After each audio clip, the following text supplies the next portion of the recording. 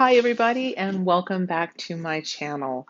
Before we get down into the meat and potatoes of tonight's video, please, if you would be so kind, hit the subscribe button, hit the thumbs up, hit the bell icon, share this video. If you're enjoying the content, if you're enjoying the things that I'm discussing or this video, please do me a favor.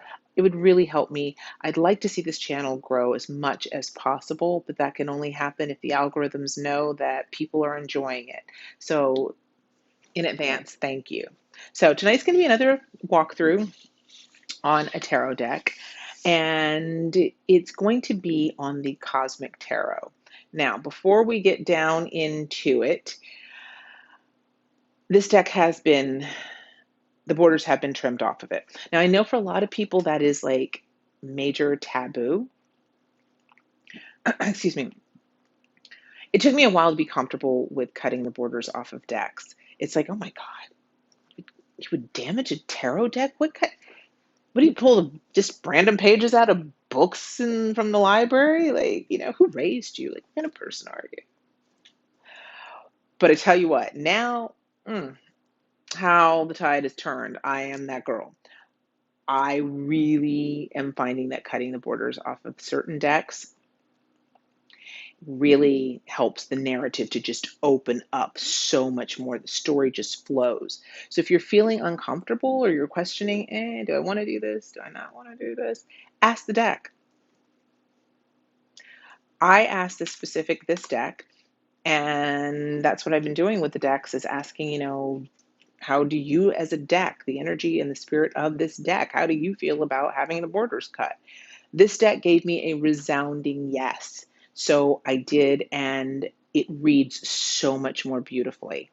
And I do have a video where I show you how to cut the borders and at least how I cut the borders off of decks. And you might want to check that out if you're interested in giving it a shot. So without further ado, let's talk about the Cosmic Tarot. Now, it comes in a standard pull tab box, the beautiful star card feature, a little note from the artist on the back that basically is saying that he made this deck so that you could grasp the meanings without having all the old secret doctrines of astrology or Kabbalistic numerology and all of that, so that anyone could read it. But be mindful that if these are things that you are interested in or knowledgeable about, there's a lot of that kind of symbolism that is presented in the deck, but you don't have to know that in order to read the deck. And we've got standard little white box, the Magician card featured, and did I say little white box? Standard little white book.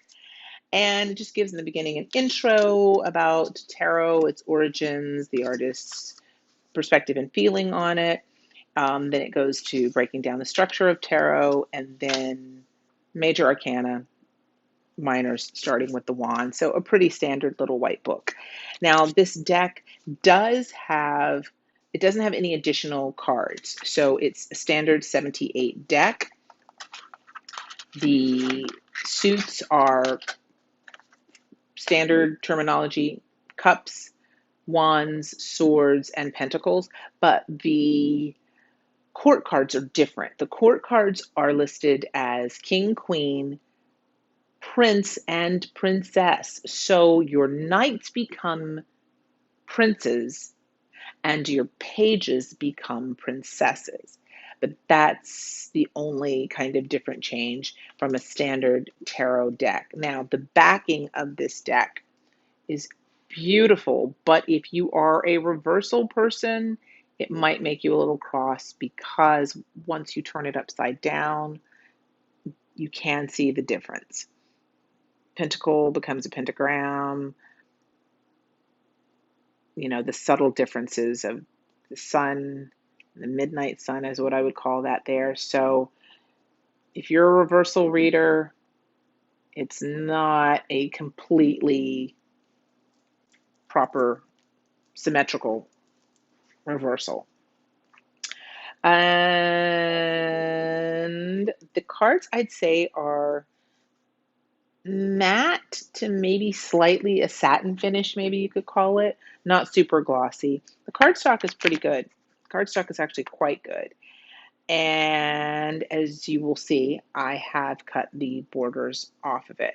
Without further ado, sorry, I was looking down at my notes. Without further ado, let's do a flip through on it. I'm not going to go down into breaking down the different elements of the cards. Um, I wanted to make this video a little bit shorter. We'll see how that goes. Here we go. So the Fool, I love this Fool. This Fool does not look, he looks like he is nobody's fool. This Fool looks like Thugsy the Clown, like Pennywise's second cousin on his mama's side. Like, he is no fool. I was supposed to make this short and just, yeah, not narrate about describing the cards. Magician.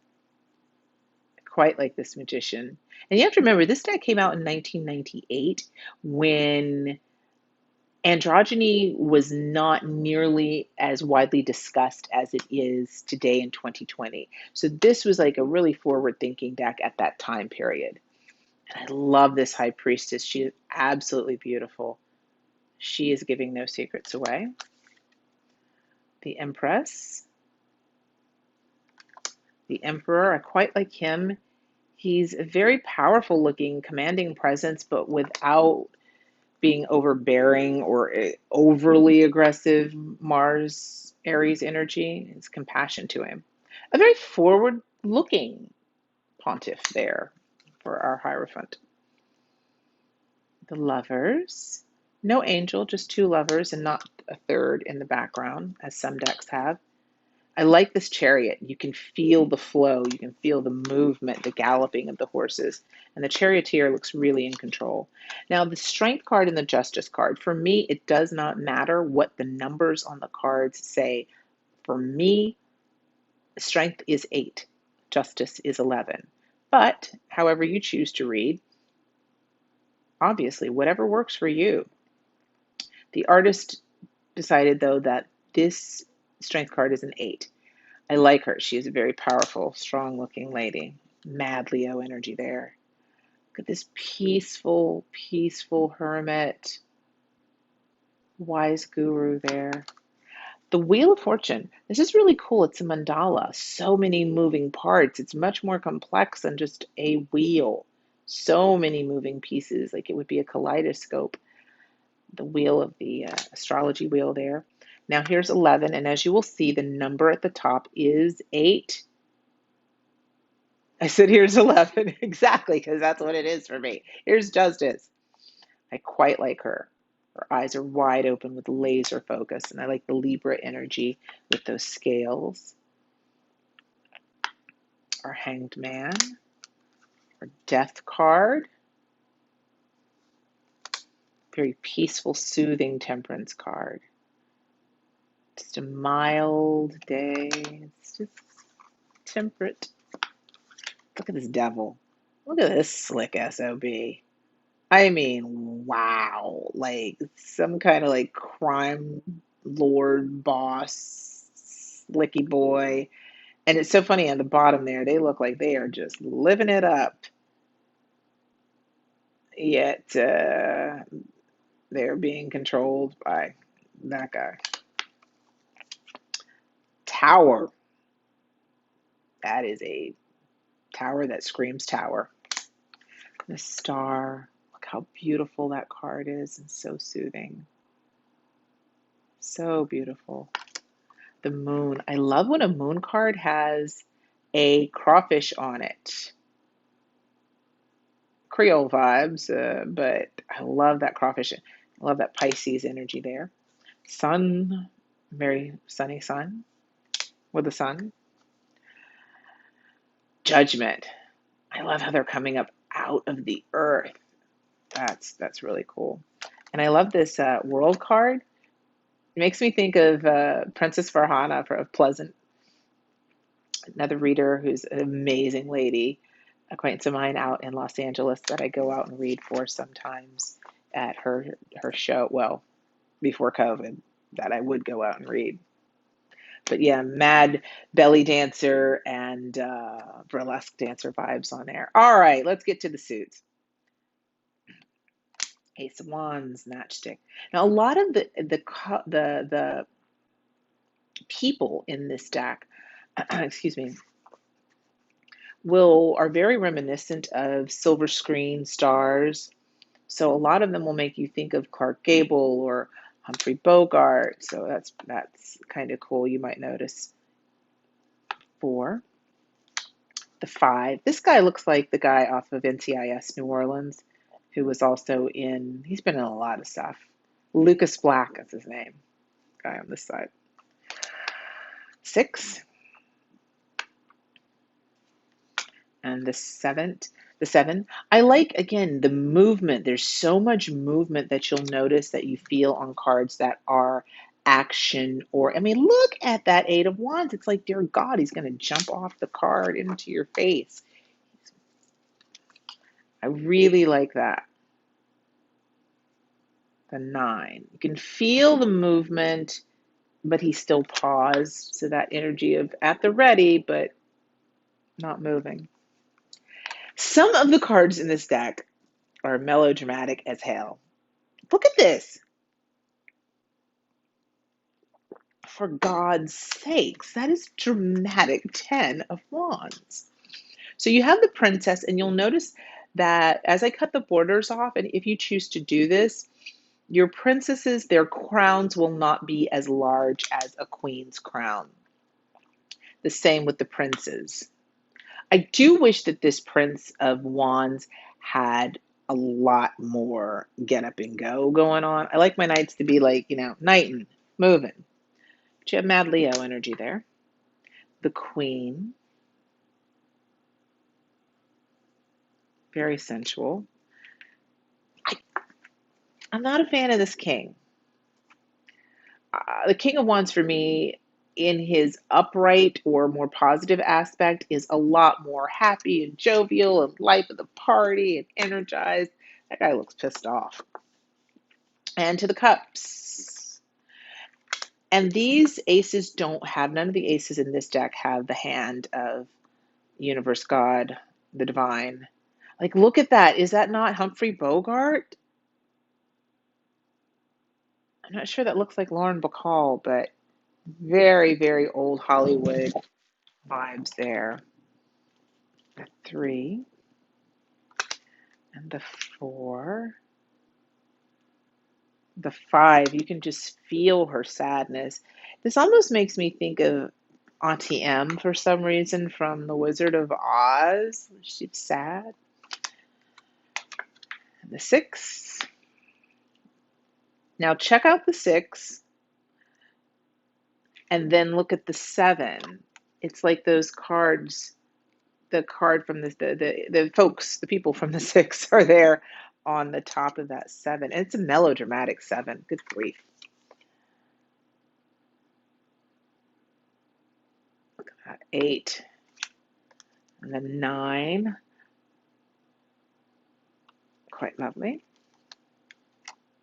And the 10. It's interesting that she's there in solitude as opposed to the family that you usually see, but she looks quite peaceful and happy there.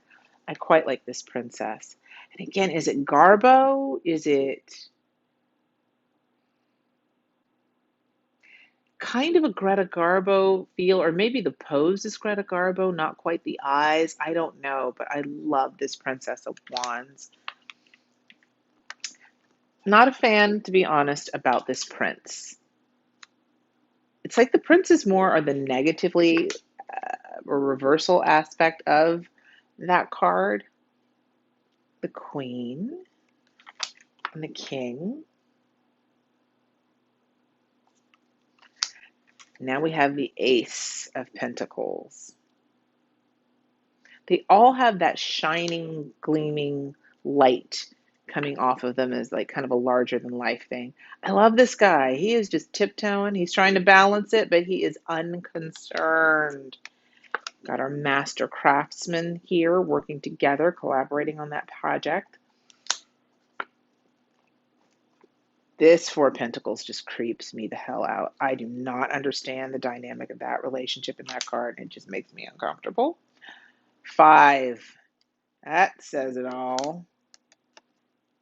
Not quite a traditional Six of Pentacles here. 7, a lot more melodramatic than the average Seven of Pentacles. 8, just very focused on what she wants to create.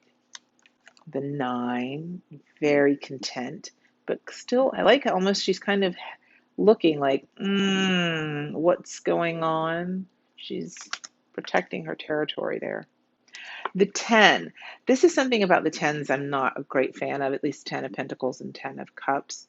There's no family on them, just in single individuals. Guess we could interpret some things about that. The Princess and the Prince of Pentacles or Knight. Lovely Queen. And a quite happy King who's in the counting house, counting out his money. Now, the Swords. Ace of Swords. It's like you can feel it, you can hear it, like the swords singing and ringing, resonating sound. This is the Two of Swords. Which is interesting because the swords are over here. So this Three of Swords reminds me of a specific, oh God, what's the name of the show? Twilight Zone, an old Twilight Zone where everyone's face was disfigured. There were two. There was one they did with masks, and then there was another one that reminds me a lot of that old Twilight Zone episode. The Four of Swords, I can hear Sting singing Tea in the Sahara. Five of Swords. 6. Not the traditional person on a boat, but the contentment. The 7. I like that 7 of Swords. The 8, just going round and round in circles and going nowhere fast. It's very frustrating. Melodramatic much for that 9 of Swords. 10. The Princess. This chick means business. Looking for a reason. Looking for one. The Knight. Again, I wish the Knights did have a bit more movement because, the Knight of Swords, he is like, going.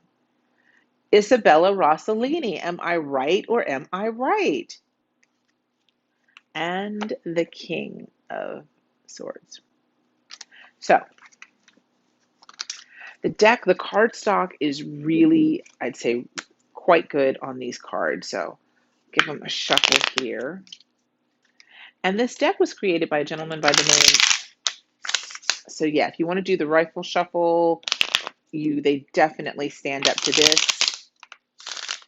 If you want to make this like your workhorse deck, the deck that when you're, if you're a professional reader and you're just reading on a regular basis, a lot of clients, this deck definitely will stand up quite nicely to constant shuffling. One last riffle and bridge. And if you, it shuffles really, really nice. I would say the energy that I would call this would be a light deck to a light gray deck in terms of how the energy is. Nothing really dark, but you could use this and still obviously get more intense meanings from it because some of those cards are pretty melodramatic. So, hell, maybe a gray deck energy-wise. I would say if you're a beginner, this wouldn't be a bad deck for a beginner, in my opinion. Not at all. I think it reads well. The images are pretty clear for you to interpret. And the artist who created this, his name is Norbert Leusche. And since I don't speak German, forgive me for probably butchering his name. So I'm going to just pull one card just for S&G and see what card comes out. The King of Pentacles. So this deck might be a prosperous one. Like I said, it's a workhorse of a deck that you could really use on a regular basis. And maybe as a professional reader, this might be a deck that maybe it is saying, hey, I'm more for the pros. But if you're a newbie, dive in, take notes, journal on it, see how you feel about it. So I hope that you guys enjoyed that walkthrough on the Cosmic Tarot.